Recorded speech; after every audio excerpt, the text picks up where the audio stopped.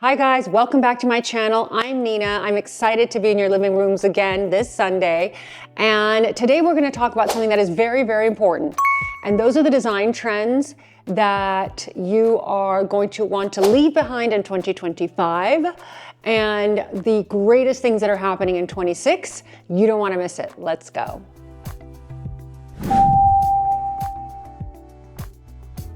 Design trends move faster than ever right now, especially in the luxury space. What feels fresh, directional one year can already feel really tired the following year and overused or misunderstood the next. And 2025 had a lot of niche moments that looked incredible online, but didn't always translate into timeless, livable interiors. And as you guys know, we only do timeless and livable interiors here on this channel. So today I am breaking down 10 niche design trends from 25 that I'm already seeing fade away so that we can move away from them and hopefully not even incorporate them, not because they were bad, but because they were taken too far, too literally, or without enough intention.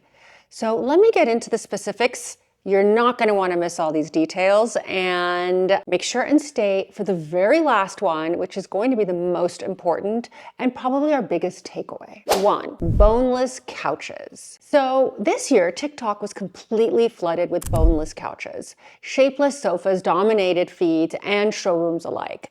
These cloud-like, ultra-soft couches promised ultimate relaxation and effortless style, often arriving vacuum-packed and puffing up into something that looked perfectly inviting in photos, kind of like the mattresses we are buying these days. In reality, they rarely delivered. Without defined structure, these sofas struggled to support proper posture and facilitate conversation. Luxury clients quickly noticed that they lacked visual weight and proportion, leaving rooms feeling unanchored.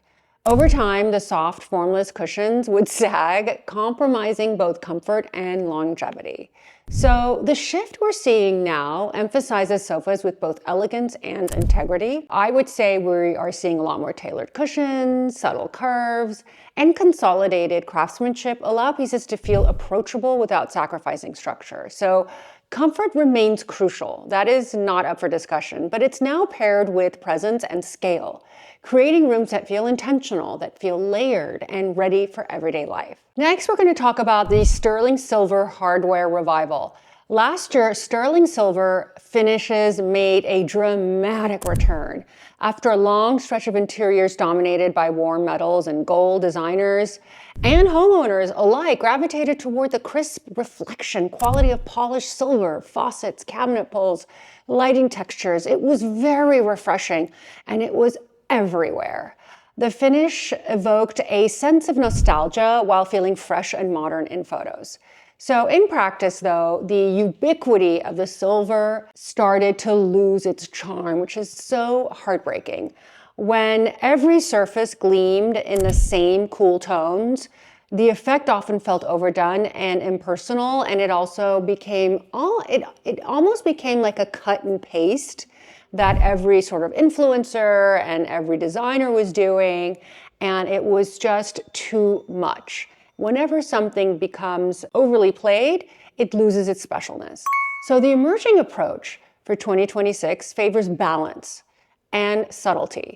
Silver remains very relevant. We love silver, but designers are now sort of pairing it with warmer metals. They're pairing it with perhaps brass finishes, or mixing their materials. They're introducing materials that have a little bit of depth mixed in with the silver, and a sense that every detail has been thoughtfully considered, intentional, and it has replaced the trend chasing, making spaces feel richer. So today, for example, I am wearing these two-tone earrings. One side is silver, one side is gold. The reason I love it is that it's not a big brass sort of feature on my face, near my face, but it's also a nice combination of both. And that's really what's also happening in design. Remember that the most important takeaway from all of this is balance. Balance is one of the most important things that we preach. And whenever you are balanced, you tend to create spaces that are much more elevated. Okay, the next thing I wanted to talk about is butter yellow. Butter yellow in 2025 was a very strong color, and it became, again, very ubiquitous. It had a beautiful rise, soft, flattering and nostalgic. It offered a more sophisticated alternative to the era of sort of that millennial pink. In photos and showrooms, it created warmth and optimism that felt effortlessly chic. In real interiors, however, the ubiquity started to take that toll. When walls, sofas, cabinetry, kitchens all leaned into the same shade, the color charm began to sort of flatten instead of elevating the space. Instead of elevating a space, it could feel very one note, very overly thematic, or just too predictable. What originally felt super fresh started to read as overly trendy rather than timeless. So for 2026, what are we doing with all the butter yellow, guys? I mean, if you have butter yellow everywhere, bring in some other colors. Yellow works best as an accent. Sort of a lacquered chair, a silk pillow, a painted interior door, introduces the same cheerful energy without overwhelming the composition. So when applied thoughtfully, it becomes a highlight, a deliberate spark that enlivens a room. The key is restraint. Using color strategically rather than letting it dominate every surface keeps interiors feeling sophisticated, enduring, and quite honestly, new and fresh. So if you guys are struggling with color choices, or if you have too much silver and don't know what to do with it, or you're looking for a balance, well, I am here. I am just a Zoom link away from being able to chat with you one-on-one through the link in the description section that allows you to book a 25-minute or longer appointment meeting with me where we can talk about all of your dilemmas. I have met so many of you. In fact, we were one of the top expert consultants for 2024.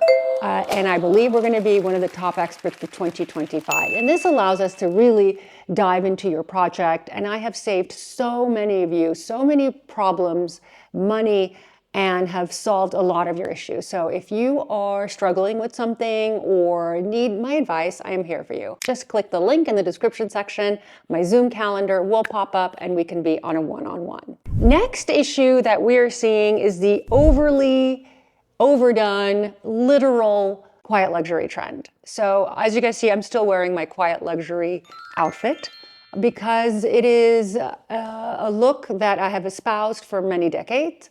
It is a look that I was wearing back in college, funny enough, and it is something that I identify with. So if you identify with something and it is your signature look, it is something that you can continue forever. But if you went completely down the quiet luxury look, and it's nothing like who you are, then maybe it's time for a little tweak. So quiet luxury became the aesthetic shorthand of 25. Natural palettes, soft textures, minimal contrast, and understated details dominated both design, publications, and definitely social feeds. So in practice, however, many interiors missed the mark. Instead of quiet luxury, the result was often quiet sameness. Beige room with little tension, no contrast, and minimal personality felt safe but emotionally flat and void of character. So without careful layering, spaces lacked depth and interest. And what was meant to feel elated and interesting and quiet just read as blank or generic. So true luxury, guys, is not about removing interest. It's not about making everything beige. It is about intentionality. So for example, if you intentionally layered some beautiful creams and then brought in a camel cashmere blanket that you placed thoughtfully on the edge of your sofa and then brought in an antique vintage perhaps bowl with carvings that you sourced from a gallery or a museum-like store, and brought that in and styled it with some incredible books that you had just encountered and found with some exotic flowers. That is intentional. That's nuanced. That is a room that speaks, that feels lived in, that feels layered, that's memorable, while maintaining a sense of calm and sophistication. Hi! Hi! Oscar's here. Oscar's here to say hello to everyone. Did you say hello, baby? Oscar's been going to camp twice a week, and he's been really enjoying it. By the way, we're sitting in my living room after the big reveal of our fireplace mantle. Certainly show you. We're going to insert some videos of or photos of the mantle for our holiday styling at our home. I thought you might enjoy that because that's typically on our Instagram feed. By the way, the entire house has been styled for the holidays. If you haven't seen it, it's on my Instagram. We're gonna put the link right here as a QR code so that you guys can follow along. All right, the next big issue that I've seen is open shelving as the primary source of storage. Open shelving had a huge moment in 2025. We still love it, particularly in kitchens and living areas. Styled, collected, and edited, it photographed beautifully. It gave rooms a very curated, airy feel, and I am a fan of open shelving when it is thoughtfully executed. But the trend often ran into practical challenges in real life. I always tell my clients that if they are unable to keep their shelves absolutely curated, then close them up because you are going to struggle or you're just going to forget about it and create what will be a visual mess. So living with open shelving on a large scale proved to be quite difficult for so many. For good reason. Dust accumulated quickly, visual clutter became overwhelming, and constant restyling created fatigue. So clients discovered that when open shelving serves as the main storage solution, it can make a space feel very unfinished or rather high maintenance. In 2026, the approach is going to be more balanced. Closed cabinetry is returning as a primary source of storage, with open shelving used sparingly to highlight carefully chosen pieces. So selected openness creates focus and intentionality, allowing display areas to really shine without compromising function or livability. Let's talk about the next problem we saw in 2025, and that is the ultra-low furniture profile. So for the past few years, we saw an abundance of ultra-low horizontal pieces, bench-style TV consoles that stretched wall to wall, accent furniture designed to sit close to the floor, silhouettes that emphasized length over height. The look was very editorial and very fashion-forward, and let me tell you, I love that look, and that is part of my DNA. All of my pieces are mid-century. My furniture line that I just launched is all low, low, low, but not uncomfortably low. Because in real homes, these proportions didn't always translate. Ultra-low profiles often worked against circulation, scale, and comfort, particularly in spaces with very high ceilings. What felt striking in photos could feel unfinished in everyday use. So in 2026, design is moving away from extremes, and we're seeing a return to furniture with presence and verticality. Why? Well, if you want to sit down on a sofa and your knees are giving out, it would be very hard to get on a very, very, very low sofa. So we want to have a balance. And having the contrast of high-low is also very important for scale. And hutches, for example, making a modern comeback as part of the setup and storage moments is a great one. Spaces feel more layered and intentional when there's variation in height, balance, proportion, and livability are what really define spaces that feel current now. Something that we have a lot of discussion about when we are with clients is, how do you live? Let's tailor the home into the best version of what it can be, taking into account how you live. If you are perhaps older and have issues with your knees, as an example, well, you're not going to want your everyday sofa to be very, very low because you're going to have difficulty getting up. Or if you don't have a lot of clutter, well, we don't have to over decorate the home with storage pieces. So it's important to take into account how you live and tailor the design according to your lifestyle. Let's talk about the other 2025 issue that is now becoming problematic, which is the matchy stone everything. So in 25, many interiors were built around a single stone. The same marble appeared on floors, walls, countertops, backsplashes, furniture, and the effect was dramatic and visually striking. You would often see a complete bathroom, floor to ceiling in viola, for example. Dramatic, but overwhelming. And so when every surface matches perfectly, rooms lose hierarchy and depth. I particularly love matching everything together. I have to tell you, intentional sort of stone matching is a thing, and I think it will absolutely continue to be a thing. However, you have to do it in a way that's methodical and intentional, and only in certain rooms. So doing it everything everywhere makes it boring, but doing it in one room and one room only, as opposed to everywhere, is where you've got that design cachet. In 2026, we're returning to layered approaches.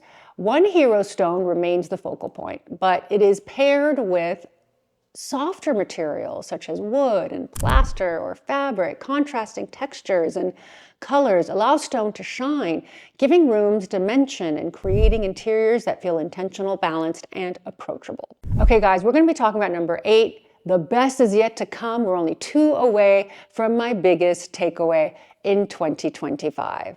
Now, number 8 is the statement lighting that overpowers the room. So a lot of people took the statement lighting a little too far. So there's one thing when we say do a sculptural light. It's another when the sculptural light is literally overpowering everything. So oversized pendants, dramatic chandeliers, and bold silhouettes made a strong visual impact. And of course, they created a sense of editorial flair. But in practice, however, many of these pieces were dominating the room instead of supporting it. There is such a thing as over-designing, and lighting should highlight architecture, scale, and ambiance rather than compete for attention. I saw so many homes with every room having a super architectural light. Every room, room after room after room. So you almost expected to walk into the room and to see the light first. And it took away from the beauty of design, which is things that you do not expect are grouped together. And every room has, of course, there is some cohesiveness in the house, but every room needs to feel different and special in its own way and complementary to the last room you had walked into. When fixtures become the centerpiece, in every sense, spaces can feel unbalanced and less comfortable to inhabit. In 2026, the trend is still shifting toward integration.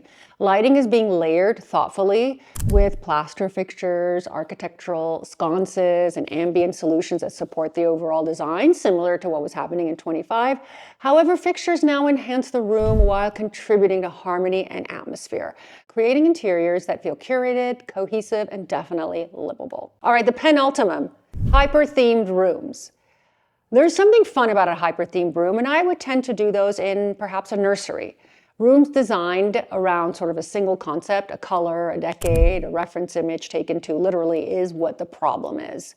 So these interiors often made a splash online. It was fun to look at in the magazines, but they rarely lasted in real life. So when a space is tied so tightly to one idea, for example, if you have a red and white striped sort of circus theme in a bar, which is cool. It looks amazing in the spread of Architectural Digest. But once you have lived with a red and white striped bar theme in your home, well, by year number 2, you're ready to swap it out. So it leaves little room for evolution or personalization.